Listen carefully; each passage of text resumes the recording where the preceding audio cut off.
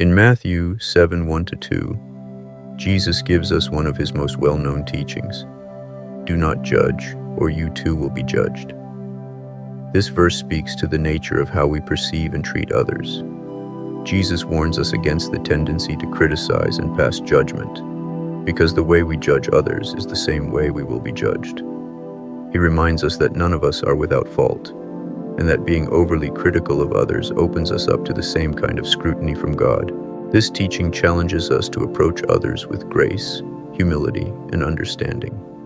Instead of focusing on the flaws of others, we should reflect on our own shortcomings and seek to improve ourselves. By doing this, we align ourselves with God's mercy, which is freely given to those who show mercy to others. Jesus expands on this message by illustrating it with the parable of the speck and the plank in Matthew 7:3-5. He asks, "Why do you look at the speck of sawdust in your brother's eye and pay no attention to the plank in your own eye?"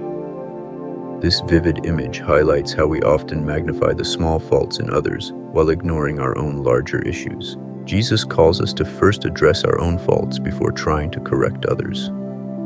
The plank in our own eye represents our own sins, flaws, and blind spots. By focusing on personal growth and humility, we can approach others with compassion and without hypocrisy. It's a call to self-awareness and to help others only after we have worked on ourselves. In Matthew 7:7-8, Jesus tells us to ask, and it will be given to you. Seek, and you will find. Knock, and the door will be opened to you. This verse reminds us of the power of prayer and the openness of God to those who earnestly seek Him. Jesus assures us that when we approach God with genuine faith and persistence, He listens and responds. The simplicity of these commands, ask, seek, knock, demonstrates that God is not distant or unreachable. He is always ready to welcome us into His presence.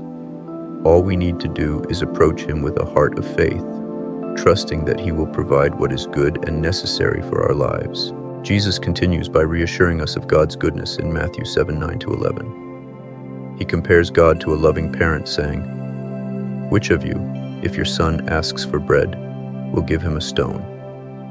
This metaphor shows that just as a parent provides for their child's needs, so too will God provide for us. Jesus continues by reassuring us of God's goodness in Matthew 7:9-11. He compares God to a loving parent, saying, "Which of you, if your son asks for bread, will give him a stone?" This metaphor shows that just as a parent provides for their child's needs, so too will God provide for us. In Matthew 7:12, Jesus gives us the golden rule. So in everything, do to others what you would have them do to you. This teaching encapsulates the entire message of how we are to live in relation to others. It's a simple, yet profound way to guide our actions. Jesus shows us that if we treat others with the same kindness, respect, and love that we desire for ourselves, we are fulfilling the essence of God's law. The Golden Rule challenges us to live with empathy and consideration, putting ourselves in the shoes of others. It's a call to practice kindness and fairness in every interaction, knowing that our actions towards others are a reflection of our love for God. Jesus goes on to describe the narrow and wide gates in Matthew 7:13-14, illustrating the two paths available to us in life. He says, "Enter through the narrow gate, for wide is the gate, and broad is the road that leads to destruction, and many enter through it. But small is the gate, and narrow the road that leads to life, and only a few find it." The narrow gate represents the path of righteousness, discipline, and devotion to God, while the wide gate represents the easy path of worldly pleasures, selfishness, and sin. Jesus warns us that the narrow path is more difficult, but it is the path that leads to true life and eternal joy. This is a call to resist the temptations of the world and to follow the way of Christ, even when it's challenging. In the final part of this chapter, Matthew 7:24-27, Jesus tells the parable of the wise and foolish builders. He says that the person who listens to His words and puts them into practice is like a wise man who built his house on the rock. When the storms came, the house stood firm because it had a solid foundation. But the person who hears His words and does not follow them is like a foolish man who built his house on sand. And when the storms came, the house fell with a great crash.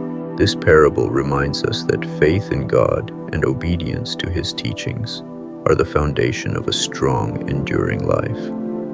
When we build our lives on the solid rock of Christ's words, we can weather any storm. But if we build our lives on anything else, it will eventually crumble. Jesus is calling us to put His words into action, not just to hear them, so that we can stand strong in the face of life's challenges. Now, as a form of prayer, we shall read this chapter together. Do not judge, or you too will be judged. For in the same way you judge others, you will be judged. And with the measure you use, it will be measured to you. Why do you look at the speck of sawdust in your brother's eye and pay no attention to the plank in your own eye? How can you say to your brother, "Let me take the speck out of your eye," when all the time there is a plank in your own eye? You hypocrite, first take the plank out of your own eye, and then you will see clearly to remove the speck from your brother's eye. Do not give dogs what is sacred. Do not throw your pearls to pigs. If you do, they may trample them under their feet and turn and tear you to pieces. Ask, and it will be given to you. Seek, and you will find. Knock, and the door will be opened to you. For everyone who asks receives. The one who seeks finds. And to the one who knocks, the door will be opened. Which of you, if your son asks for bread, will give him a stone? Or if he asks for a fish, will give him a snake? If you then, though you are evil, know how to give good gifts to your children, how much more will your Father in heaven give good gifts to those who ask Him? So in everything, do to others what you would have them do to you. For this sums up the law and the prophets. Enter through the narrow gate. For wide is the gate, and broad is the road that leads to destruction, and many enter through it. But small is the gate, and narrow the road that leads to life, and only a few find it. Watch out for false prophets. They come to you in sheep's clothing, but inwardly they are ferocious wolves. By their fruit you will recognize them. Do people pick grapes from thorn bushes, or figs from thistles? Likewise, every good tree bears good fruit, but a bad tree bears bad fruit. A good tree cannot bear bad fruit, and a bad tree cannot bear good fruit. Every tree that does not bear good fruit is cut down and thrown into the fire. Thus, by their fruit you will recognize them. Not everyone who says to me, "Lord, Lord," will enter the kingdom of heaven, but only the one who does the will of my Father who is in heaven. Many will say to me on that day, "Lord, Lord, did we not prophesy in your name, and in your name drive out demons, and in your name perform many miracles?" Then I will tell them plainly, "I never knew you. Away from me, you evildoers." Therefore, everyone who hears these words of mine and puts them into practice is like a wise man who built his house on the rock. The rain came down, the streams rose, and the winds blew and beat against that house. Yet it did not fall, because it had its foundation on the rock. But everyone who hears these words of mine and does not put them into practice is like a foolish man who built his house on sand. The rain came down, the streams rose, and the winds blew and beat against that house, and it fell with a great crash. When Jesus had finished saying these things, the crowds were amazed at his teaching, because he taught as one who had authority, and not as their teachers of the law.